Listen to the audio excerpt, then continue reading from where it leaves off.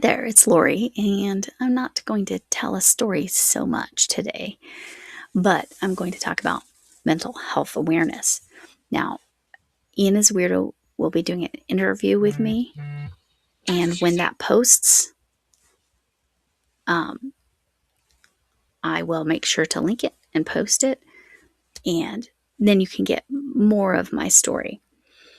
But I wanted to talk about resources and ways to address your mental health, whether you have mental health diagnoses or not. We all need to make sure we're taking care of our mental well-being. Mental health care is health care. So for some of us, it can be as simple as spending time with friends and family, crafting. I know for many people, crochet and knitting is therapy, and that's valid, very valid. Pets, having a pet, there's a lot of research around that. Having pets can help you, that can help you medically too. Supposedly it lowers your blood pressure. That's what I've heard. I don't know. Unless your cat is always trying to steal your food like me. But that's a different story. But no, seriously, having pets or a pet can make you feel more connected and more needed. And sometimes we just need that reminder that we are needed in this world. That's what she said. There you go. So I'm wearing my life is ruled by fluffy overlords, Missy and Flynn. By furry overlords, sorry. They're not super fluffy, but so there's some unconventional ways. Many of you will go to church and pray and find connections there.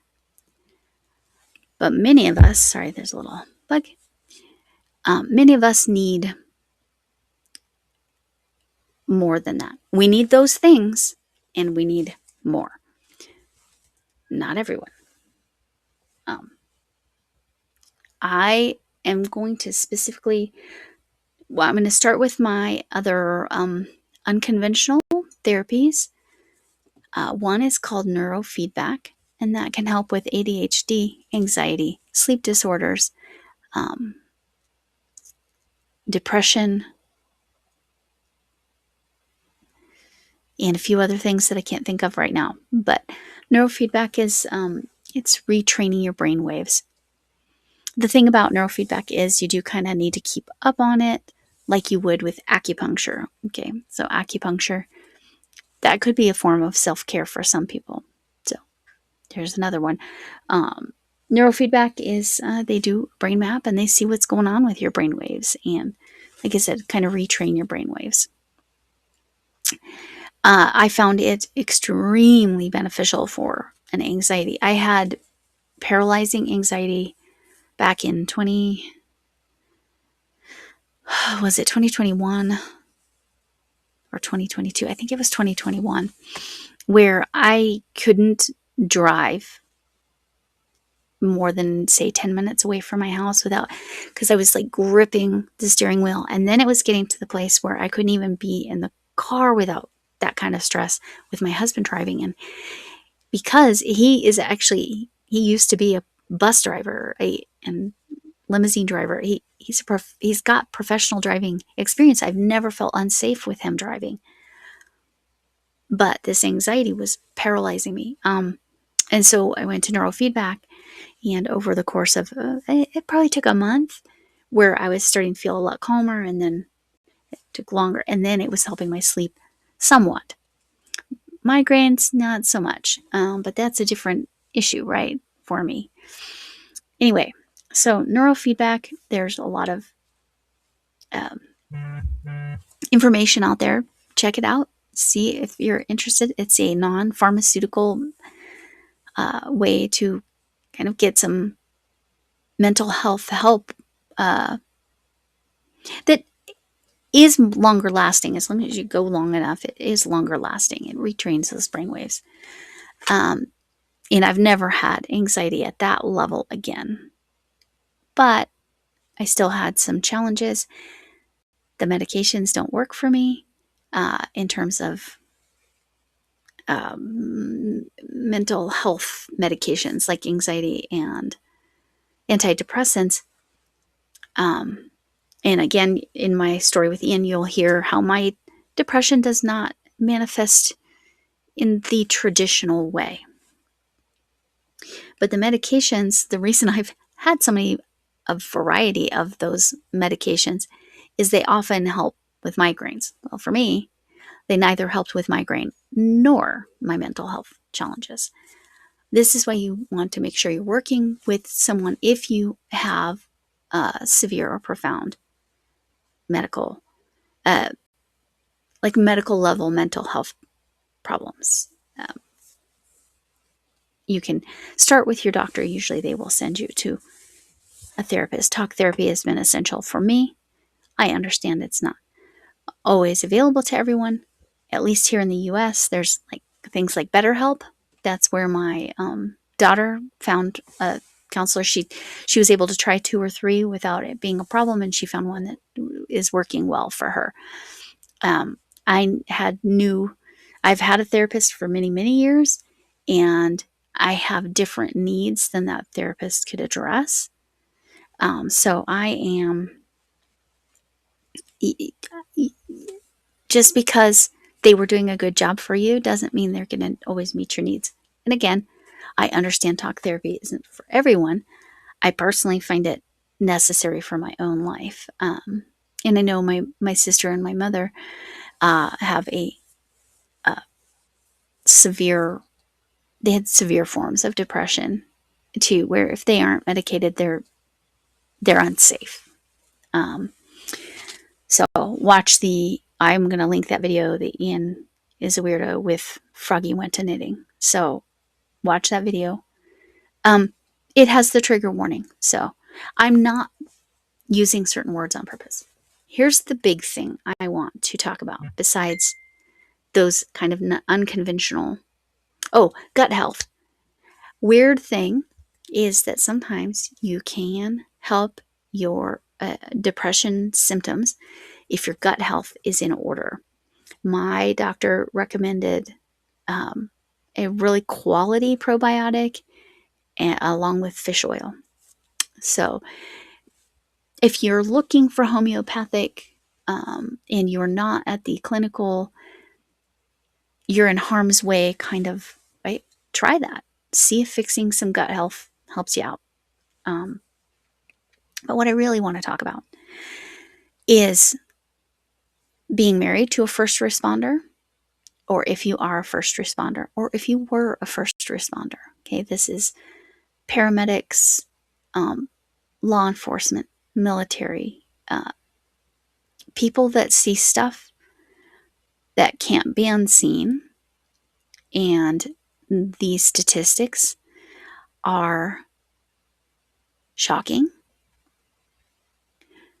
But I think there's some cultural components there, but also they have to find the right kind of help, because not every therapist can help somebody that is a first responder, because it's specific training that helps. So I've listed some websites you can check out, and I will have all of it linked. There's one called rehab.com that has a first responders section. There's firstrespondershealth.com that had all kinds of resources. And then NAMI. And then here in Colorado, we have something called, let me make sure I get the name right, Code 4 Counseling. This is specifically for people that are first responders. What has been wonderful with my husband's job, and I feel incredibly blessed, is that they make sure that first responder families also have the resources. My husband is both in law enforcement and in the National Guard, which means he's in the military. Currently, he is in a position where he is not deployable, so he's not in any danger of being sent anywhere. However, my heart goes out to every family who has someone that's in the military and might be might have experienced a loss recently, or might be worried about them being deployed.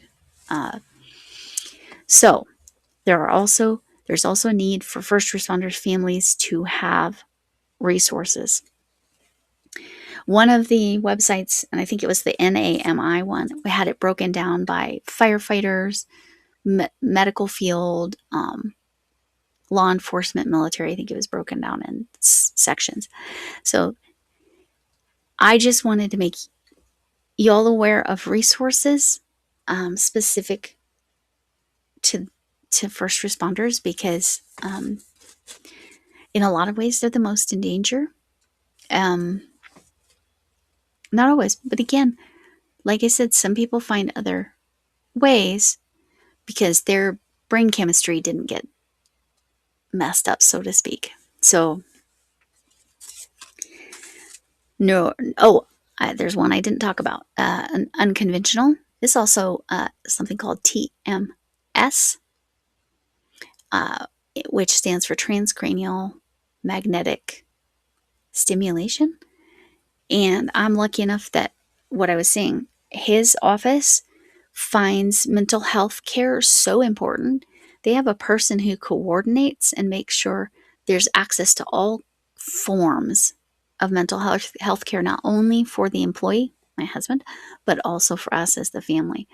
So I was able to get TMS, and it has completely changed my anxiety stress response. Like I have what I would consider normal anxiety now, or normal stress. I don't like clench in like this and feel stressed out all the time. And oftentimes over stuff that's not stressful. So then you add a stressor, and I was basically not okay. But TMS it's usually used for people who are not like the medicines don't help. And there are contraindications. If you happen to have bipolar, TMS is not an option for you. I don't know about neurofeedback, but I do know that TMS, there were several, but bipolar specifically, for some reason, it's not, it's contraindicated. But for me, looking for a fix on anxiety, what I called irrational, well, they were irrational anxieties. It's not to say they weren't valid or they were dumb anxieties. They were not rational. They were extreme. Like when I was in the car and couldn't, like, I felt so unsafe, and there wasn't an actual logical reason for that. It's not like, I mean, I've been in car accidents, but it's not like there was a car accident that triggered that response in me. So I wanted to give you all some options, some thoughts. Remember, things like church, friends, family, pets, good gut health, all kinds of things can be a place to start. And for some, that is enough. For some of us, that's not enough. So I wanted to give you resources. And also, it's good to be aware if you are friends or have family that are first responders. You want to maybe look at these resources and look for help, because I saw some signs in my husband that he was struggling, and he wasn't conscious that he was struggling with some things going on with the law enforcement side of his job. But I made him aware, and he booked an appointment, and he got the help he needed. And so, if you're aware of those people in those positions, and again, destigmatizing, getting mental health care is normal. And it can look a lot of some of us just need to connect with nature. That's a piece of our mental health care. So I'm not discrediting any of those, and I'm not saying everyone needs the stuff I've needed. I'm just saying I'm giving you resources, especially for the first responders, because again, they see stuff that people you can't unsee, and it's different to deal with. So I know this was a very different kind of Saturday. But I wanted to respect this, and a shout out to Mama G and the Rusty Blades Rusty. They are also doing a lot with mental health awareness. Froggy Went to Knitting is doing stuff with mental health awareness. And as I already mentioned, Ian is a weirdo. Please go watch his interviews with people with different mental health needs, different mental health challenges. It's very meaningful. And so I will say this. It's thanks for coming in. Can I get an amen? But more importantly, remember, you are important. You matter. Kindness matters. And I care about you all. And I care about your loved ones. With that, I hope to see you again in my more normal, pick-me-up kind of personality, because I do often cope with stress or anxiety with humor. But I also can be very honest and serious about my challenges. And again, when that video drops on Ian's channel, I will make sure to post it so you can see more of my story. But today is about resources and some unconventional ways of handling mental health.